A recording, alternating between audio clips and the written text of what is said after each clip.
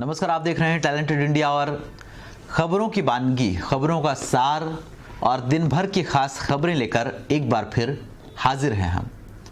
हमारी इस खास पेशकश का मकसद होता है कि हम आप लोगों से बात करें, आप लोगों तक अपनी बात पहुंचाएं। साथ ही साथ देश में जो तमाम सारे घटनाक्रम होते हैं, उन घटनाक्रमों का एक ऐसा विश्लेषण हो, एक ऐसा चिंतन हो जिसका एक सार निकलकर सामने आए। देश में इन दिनों हम चाहे कितने ही मुद्दों पर बात कर लें, कुछ भी देख लें, धारावाहिक, टीवी, सीरियल, फिल्में, तमाम सारी चीज़ें, लेकिन बात घूम फिर कर फिर लौट आती है राजनीति पर। राजनीति जो सबसे बड़ा विषय है, जिसका कोई पार नहीं है, और जब देश में लोकसभा के चुनाव हो रहे हों तब निश्चित रूप से रोज़ाना राजनीतिक घटनाक्रमों पर बातचीत होना लाजमी है। आज हम बात कर रहे हैं ऐसे ही एक शख्स की जो अपनी ड्यूटी, अपना कर्तव्य, अपना काम बड़ी ईमानदारी से करते हैं। भाजपा के नेता हैं, राष्ट्रीय प्रवक्ता हैं, इस चुनाव में ओडिशा के पुरी से प्रत्याशी भी हैं, संबित पात्रा। संबित पात्रा पूरी ईमानदारी से काम करते हैं, ऐसा हम इसलिए कह रहे हैं क्योंकि जब वो भारतीय जनता पार्टी के राष्ट्रीय प्रवक्ता के तौर पर डिबेट्स में हिस्सा लेते थे, कार्यक्रमों में भाग लेते थे, निश्चित रूप से विपक्ष पर जमकर आरोप लगाते थे। भाजपा के जो भी तमाम सारे नियम हैं, कायदे कानून है, भाजपा का इतिहास है, भाजपा की रीति नीति है, इसका एक गहन अध्ययन भी उन्होंने किया है। और डॉक्टर संबित पात्रा जब बहस करते थे तो एक बड़े वक्ता के रूप में, प्रवक्ता के रूप में हमेशा अपनी पार्टी का बचाव करते नजर आते थे। अब जब वे एक प्रत्याशी हैं और अपनी कॉन्स्टिट्यूएंसी, अपनी लोकसभा सीट से चुनाव लड़ रहे हैं, तब अपने क्षेत्र में अपने लोगों के बीच उन्हें राज़ी करने, खुश करने की कोई कसर संबित पात्रा नहीं छोड़ रहे हैं। ऐसा इसलिए क्योंकि संबित पात्रा जब किसी इलाके में जाते हैं तो किसी के यहाँ खाना खाने बैठ जाते हैं, किसी से मिलने जाते हैं तो मिलने का उनका अंदाज़ ऐसा होता है कि उसे देखकर हर कोई उनके फ़ोटो खींचने लग जाता है, उनसे मिलने को जो है ललायत होने लग जाता है। जब वो चुनाव प्रचार करते हैं तो कड़ी धूप में खुद का एक रथ बनाया हुआ है उन्होंने, उस रथ में निकल पड़ते हैं। और कल तेलुगु समाज के कार्यक्रम में संबित पात्रा गए, वहाँ बड़ी संख्या में युवा और दूसरे लोग भी मौजूद थे, गाना बजाना चल रहा था। ऐसे में भीड़ में से कार्यकर्ताओं की ही किसी की आवाज़ आई कि उन्हें संबित पात्रा का गाना सुनना है और उन्होंने गाने की अपील की। और इसके बाद संबित पात्रा ने एक बेहद ही अच्छे अंदाज में, एक फिल्म है तुम मिले दिल खिले, ये गीत है जो हरिहरन की आवाज़ में है, ये गाना जनता की डिमांड पर पेश किया। तो आइए सबसे पहले सुनते हैं संबित पात्रा का ये गाना और फिर बात करते हैं उनके इस गीत पर।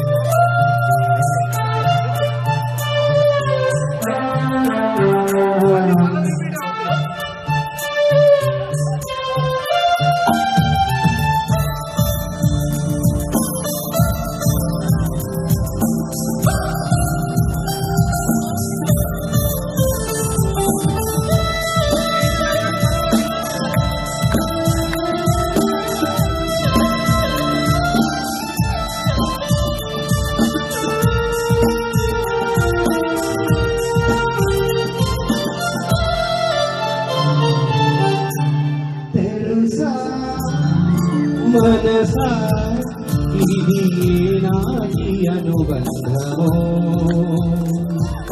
తెలుసా మనసా ఇది జన్మ సంబంధమో కరినారు కారాలు ఏడు లోకాలు చేరలేని ఒడిలో కరినారు కారాలు ఏడు లోకాలు చేరలేని ఒడిలో విరహపు దారలేనాడు వేడు కత్తి చూడలేని జపలో శత జన్మాల బంగారు బంగారు క్షణమి తెలుసా మనసా ఇది నాటి అనుబంధమో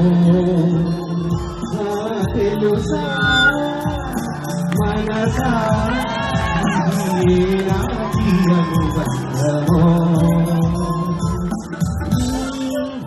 तो देखा आपने किस तरह से भरी भीड़ के अंदर जहां हजारों की तादाद में लोग हैं, वहां संबित पात्रा ने लोगों को रुझाने के लिए कह सकते हैं या लोगों की बात मानने के लिए, क्योंकि चुनाव के दौरान निश्चित रूप से ये देखा जाता है कि उम्मीदवार जो है, प्रत्याशी जो हैं, वे जनता के तमाम सारे नखरे उठाते हैं और उनके नाजो नखरों को उठाते हुए अपने लिए वोट की अपील करते हैं।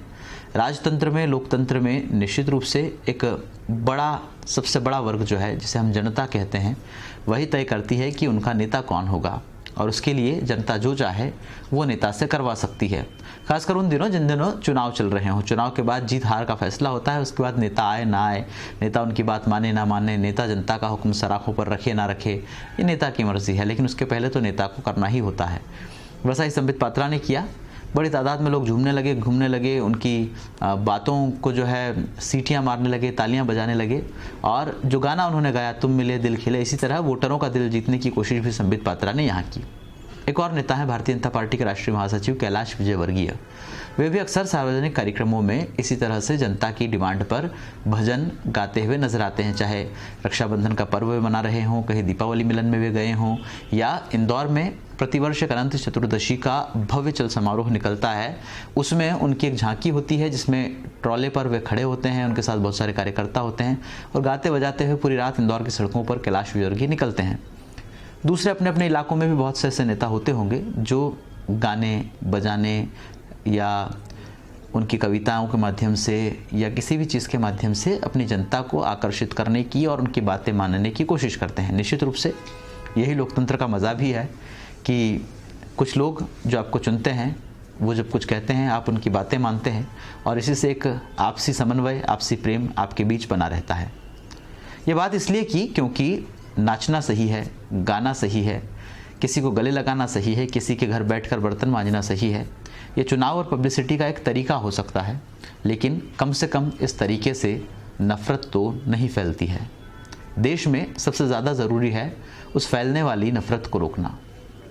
आप गाते हैं, बहुत सुंदर, बहुत खूबसूरत बोल होते हैं, जिन बोल से किसी का दिल आप जीत सकते हैं, लेकिन किसी का दिल दुखा नहीं सकते हैं। कुछ लोग देश में गा रहे हैं, कुछ लोग देश में अपने बयानों से दूसरों का दिल दुखा रहे हैं।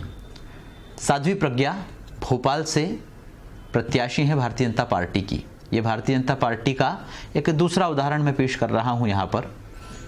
कथित रूप से अपने आप को भाजपा का नेता बताना, उसके बाद अपने आप को हिंदूवादी नेता बताना, उसके बाद अपने नाम के आगे साध्वी जोड़ना, ये तमाम सारी चीज़ें इनके द्वारा की जा रही हैं।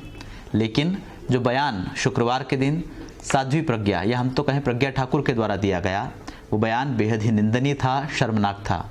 बयान था मुंबई एटीएस के चीफ हेमंत करकरे को लेकर कि उन्हें उनका श्राप लगा और 45 दिनों के भीतर ही आतंकवादियों ने उनकी हत्या कर दी। निश्चित रूप से ये बयान निंदनीय है, शर्मनाक है। क्यों? क्योंकि हेमंत करकरे एक शहीद हैं। उन्होंने देश के, खासकर मुंबई के उन लोगों को बचाने के लिए उस ऑपरेशन को अंजाम दिया था, आतंकियों को मारने में, पकड़ने में अपनी भूमिका निभाई थी और अपने दायित्व का निर्वहन करते हुए वे शहीद हुए थे। तो निश्चित रूप से इस चीज़ का ख्याल रखा जाना चाहिए कि हम जब बोलते हैं तो हमारी ज़बान से क्या शब्द निकल रहे हैं। बहरहाल चुनाव आयोग ने इस बात पर संज्ञान लिया है और साध्वी प्रज्ञा को एक नोटिस भी जारी किया है। चुनाव आयोग केंद्रीय चुनाव आयोग नहीं है, ये स्थानीय चुनाव आयोग है, यानी कि भोपाल के कलेक्टर जो स्थानीय निर्वाचन पदाधिकारी भी हैं, जिला निर्वाचन पदाधिकारी भी हैं, उन्होंने एक नोटिस भेजा है उन्हें और उनसे जवाब मांगा है कि आपने सार्वजनिक कार्यक्रम में जो बयान दिया है वो किस मंशा को लेकर दिया गया था या उस बयान में क्या है, या आपने क्या कहने की कोशिश की थी। एक नोटिस उन्हें भेजा है, उस नोटिस का जवाब साध्वी प्रज्ञा को 48 घंटे के भीतर देना है। इस मामले में राज्य मुख्य निर्वाचन पदाधिकारी वीएल कांताराव ने भी बोला है कि ये स्वतः ही हमने संज्ञान में लिया है, इसके लिए हमें किसी ने बताया नहीं है कि हमने स्वतः संज्ञान में लिया है और हम इसकी जाँच कर रहे हैं। आइए सुनते हैं ये बयान। देखिए, इस बयान के बारे में हमारा जो मीडिया मॉनिटरिंग टीम ने जब हमने प्रतिवेदन दिया तो इसको हम स्वयं इसका संज्ञान में लेते हुए इसका परीक्षण हम कर रहे हैं और कलेक्टर भोपाल से इस पर हमने एक प्रतिवेदन मांगा। सर, कब तक इस पर कार्रवाई होने की? कल तक। तो ये बयान मुख्य निर्वाचन पदाधिकारी वीएल कांताराव का था, जिन्होंने उनसे जवाब मांगा है। जवाब के बाद आयोग उनसे संतुष्ट होता है, नहीं होता है, क्या कार्रवाई होती है, ये बाद का और जांच का विषय है। बहरहाल आज इस मुद्दे पर बातचीत इसलिए भी जारी है क्योंकि 2009 के आसपास 2008 में, माफ़ कीजिएगा, 29 सितंबर 2008 में जो मालेगांव ब्लास्ट हुआ था उसमें 9 लोगों की मौत हुई थी। 8 लोगों की मौत हुई थी और 9 साल तक प्रज्ञा ठाकुर, जिन्हें इस बार भारतीय जनता पार्टी ने टिकट दिया है, वे जेल में रही थी। इसके अलावा उन पर एक और आरोप भी लगा था, आरएसएस के ही कार्यकर्ता हैं, उनकी हत्या का। सुनील जोशी उनका नाम था। लेकिन बावजूद इसके भारतीय जनता पार्टी के तमाम सारे नेता उन्हें आशीर्वाद दे रहे हैं, उनके साथ बैठ उठ रहे हैं, उनकी सभाओं में प्रचार कर रहे हैं और उन्हें इस तरह से हिंदू धर्म का प्रचारक, प्रवर्तक और संरक्षक बता रहे हैं जैसे उनके अलावा हिंदू धर्म को बचाने वाला कोई दूसरा शख्स हो ही नहीं। तीसरी बात, धर्म को बचाने की ज़रूरत भी नहीं है, धर्म अपनी रक्षा खुद कर लेता है। लोग धर्म की रक्षा करते हैं ऐसा नहीं है, और धर्म अपनी जगह स्थायी है, धर्म अपनी जगह काबिज़ है। इतने सालों से जो परंपरा, जो संस्कृति चली आ रही है, जो सभ्यताएं चली आ रही है, निश्चित रूप से ऐसा हो ही नहीं सकता कि वे सभ्यताएं एकाएक खत्म हो जाएं। 1 साल, 2 साल, 10 साल का ये ना मामला है, ना मुद्दा है और ना ही ये प्रक्रिया है। सभ्यताओं को बनने में करोड़ों वर्ष लगते हैं और निश्चित रूप से जो सभ्यता करोड़ों वर्षों से चली आ रही है, जिसे दुनिया की सबसे प्राचीन सभ्यताओं में से एक माना जाता हो, उसे कोई भी इतनी आसानी से ख़त्म नहीं कर सकता। तो फिर बार बार भारतीय सभ्यता, हिंदू धर्म की रक्षा के नाम पर झूठ और ये प्रपंच क्यों, ये भी सोचना चाहिए। दूसरी बड़ी बात, कोई छोटा नेता, कोई छोटा कार्यकर्ता या कोई नासमझ व्यक्ति यदि इस तरह की बात कहे तो उसे पचाया जा सकता है, हजम किया जा सकता है। लेकिन आज देश के प्रधानमंत्री नरेंद्र मोदी ने भी साध्वी प्रज्ञा का गाहे बगाहे ही सही लेकिन बचाव कर दिया। उन्होंने बातों ही बातों में जो बातें कही वह ऐसी थी जो साफ तौर पर ये दिखा रही थी कि उन्हें भी इस बात से टीस है कि विपक्ष साध्वी प्रज्ञा को लेकर क्यों भाजपा को निशाना बना रहा है, और यदि भाजपा के किसी नेता ने ऐसा बयान दे दिया है तो विपक्ष को इस पर भी सवाल पूछने का अधिकार नहीं है।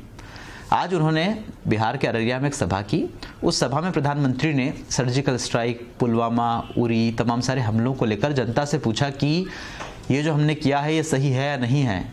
ये विपक्ष इस पर सवाल पूछता है, विपक्ष को इस पर सवाल पूछने का हक है या नहीं है, और विपक्ष सवाल क्यों पूछता है। इस तरह की बातें उन्होंने अपने बयानों में दोहराई। इसके अलावा प्रधानमंत्री ने जो ये मालेगांव ब्लास्ट को लेकर बयान आया है, और उसके बाद मालेगांव ब्लास्ट को नहीं, माफ़ कीजिएगा, मुंबई हमलों को लेकर जो साध्वी प्रज्ञा का बयान आया था, उसके बाद कांग्रेस पर निशाना साधा। साफ तौर पर उन्होंने कहा कि जो लोग उस कार्रवाई पर, एसटीएफ मुंबई ब्लास्ट पर सवाल उठा रहे हैं 26/11 पर, और भाजपा को जो है नीचा दिखाने की कोशिश कर रहे हैं, वो लोग बटला इनकाउंटर के समय कहाँ थे। जब बटला में इनकाउंटर हो रहा था तब इन लोगों की आंखों में आंसू क्यों थे आतंकियों के लिए। तो निश्चित रूप से प्रधानमंत्री जी, आपका सवाल बिल्कुल सही है कि इनके जो आंसू हैं वे कहाँ थे, इनके जो नेता हैं वो कहाँ थे, आंसू क्यों बहाए गए। लेकिन ये बता देते हैं कि दिल्ली के बटला हाउस में जो इनकाउंटर हुआ था उसे लेकर भी संशय की स्थिति थी, उसे लेकर भी लगातार कई तरह के सवाल उठ रहे थे। उस एनकाउंटर को लेकर भी जांच चली थी। इसके बाद ये तय हुआ था कि वो एनकाउंटर फर्जी है या सही है या क्या है। और निश्चित रूप से जब किसी चीज़ में संदेह होता है तब प्रश्न पूछना जायज़ है। जांच के बाद वो चीज़ सत्य साबित हो, फिर हम उस पर मानहानि का दावा करें ना करें, प्रश्न पूछें ना पूछें, बाद की बात है। लेकिन यदि संशय की स्थिति है तब प्रश्न पूछे जा सकते हैं। बहरहाल उस वक्त हो सकता है कि जिन्होंने सवाल उठाए वो लोग भी गलत हों, लेकिन आज जिस तरह के हालात पैदा हुए हैं, देश में लोकसभा के चुनाव चल रहे हैं, जनता में एक अलग उत्साह है अपनी सरकार चुनने के लिए, क्योंकि जनता को बहुत सारी उम्मीदें हैं।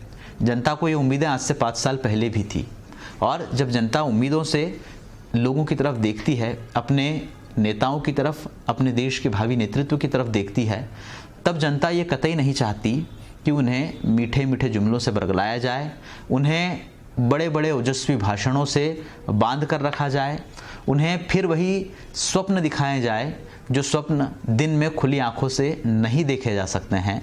उन्हें यदि कुछ चाहिए तो वो है उनका अपने आसपास रोटी कपड़ा मकान विकास जैसी बुनियादी सुविधाएं।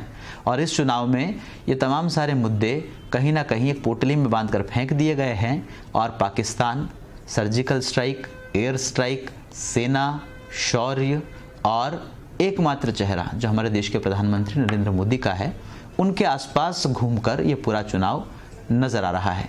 सोचना नेताओं को भी चाहिए और जनता को भी।